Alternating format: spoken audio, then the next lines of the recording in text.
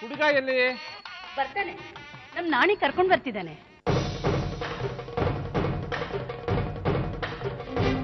ನಿಮ್ಮನ್ನ ಮದುವೆ ಮನೆಗೆ ಕರ್ಕೊಂಬರೋ ಜವಾಬ್ದಾರಿನ ಅಮ್ಮ ನನಗೂಹಿಸಿದ್ದಾರೆ. ನಾಚಿಕೆ ಆಗಲ್ಲ ನಿನ್ಗೆ? ನೀನ್ ಈ ರೀತಿ ಮಾಡ್ತಿರೋದು ನನಗೆ ಸ್ವಲ್ಪ ಇಷ್ಟ ಇಲ್ಲ. ಇದು ಇಷ್ಟಕ್ಕೆ ಪ್ರಶ್ನೆ ಅಲ್ಲ ಅಣ್ಣ, ನಮಗೆಲ್ಲ ನಿಮ್ಮ ಜೀವ ಮುಖ್ಯ. ನಾನು ಸಾಯೋದ್ರಿಂದ ಈ ಪ್ರಪಂಚದಲ್ಲಿ ಯಾರಿಗೂ ನಷ್ಟ ಇಲ್ಲ ನಾಣಿ. ನಮಗೆ ತುಂಬಾ ನಷ್ಟ ಆಗುತ್ತೆ ಅಣ್ಣ. ಈ ಕಡೆ ನೀವು ಬರದೆ, ಆ ಕಡೆ ಅವನು ಬರದೆ, ಆದ ಅವಮಾನದಿಂದ ಸಾವಿತ್ರಿ ಆತ್ಮಹತ್ಯೆ ಮಾಡ್ಕೋಬಹುದು. ಆ ಸಾವಿಗೆ ನೀವೇ ಕಾರಣನೂ ಆಗಬಹುದು.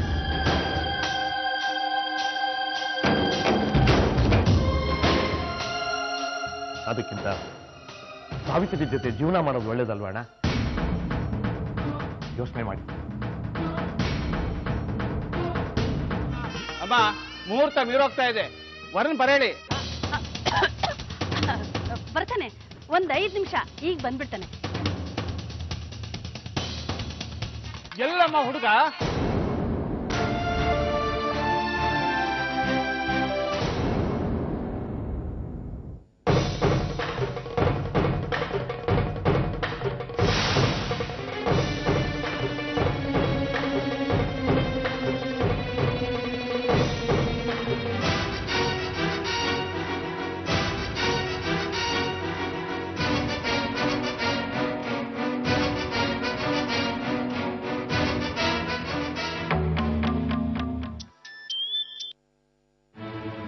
ಅಣ್ಣ, ವಿಶ್ವ ನಮ್ ಕಡೆಯಿಂದ ತಪ್ಪಿಸ್ಕೊಬಿಟ್ಟಿದ್ದಾನ.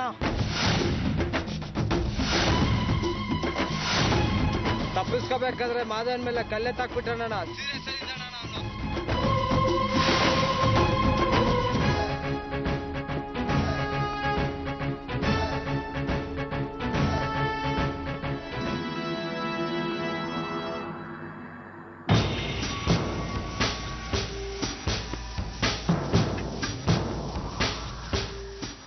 ಏನ್ ನಾಣಿ?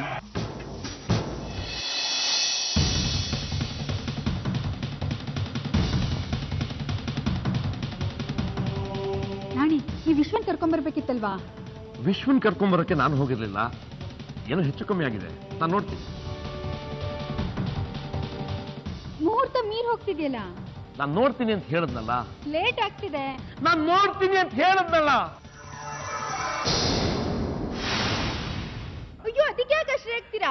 ವಿಶ್ವನ್ ಯಾಕೆ ಕರ್ಕೊಂಬಂದಿರಾ ಅಂತ ಕೇಳ್ದೆ. ಅದು ತಪ್ಪಾ? ಏನು ತಪ್ಪಿಲ್ಲ ಸುಮಿತ್ರ, ಆದ್ರೆ ಇವರು ಸ್ವಲ್ಪ ಟೆನ್ಷನ್ ನಲ್ಲಿದ್ದಾರೆ, ಅದಕ್ಕೆ ರೇಗ್ತಿದ್ದಾರೆ. ವಿಶ್ವ ಬಂದಿಲ್ಲ ಅಂತ ಯಾರು ಗಾಬರಿ ಆಗ್ಬೇಕಾಗಿಲ್ಲ. ವಿಶ್ವ ಹೊರಟಿದ್ದಾನೆ.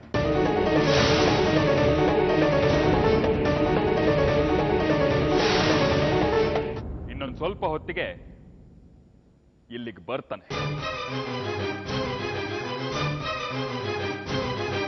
ಒಂದು ಸಣ್ಣ ಎಡವಟ್ಟಾಗಿದೆ ಅಮ್ಮ. ವಿಶ್ವ ನಮ್ಮ ಹುಡುಗರ ಕೈಯಿಂದ ತಪ್ಪಿಸ್ಕೊಂಡ್ಬಿಟ್ಟಿದ್ದಾನೆ. ಒಂದ್ ವೇಳೆ ವಿಶ್ವ ಇಲ್ಲಿ ಬಂದ್ಬಿಟ್ರೆ ಏನ್ ಗತಿ? ಏನ್ ಮಾಡ್ಬೇಕು ಅಂತ ನಮಗೂ ಗೊತ್ತಾಗ್ತಾ ಇಲ್ಲ. ಗೊತ್ತಾಗ್ತಿಲ್ಲ ಅಂದ್ರೆ ಹೇಗೆ? ಏನಾದ್ರೂ ಮಾಡು.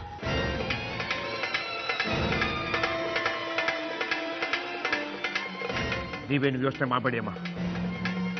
ವಿಶ್ವ ಯಾವುದೇ ಕಾರಣಕ್ಕೂ ಮದುವೆ ಮನೆ ತಲುಪೋದಿಲ್ಲ. ನನ್ನ ಪ್ರಾಣ ಹೋದ್ರೂ ಸರಿ.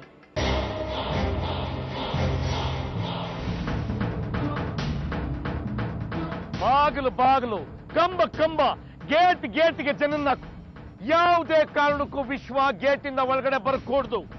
ಅವನೇನಾದ್ರೂ ಒಳಗಡೆ ಬಂದ್ರೆ ನೀವಿಷ್ಟೂ ಜನ ಮೇಲ್ಗಡೆ ಹೋಗ್ಬಿಡ್ತೀರಾ. ಜನ ಸಾಲದೆ ಹೋದ್ರೆ ಜನನ್ ಕರ್ಸು, ಹಾಕ್ರೋ ಗೇಟು.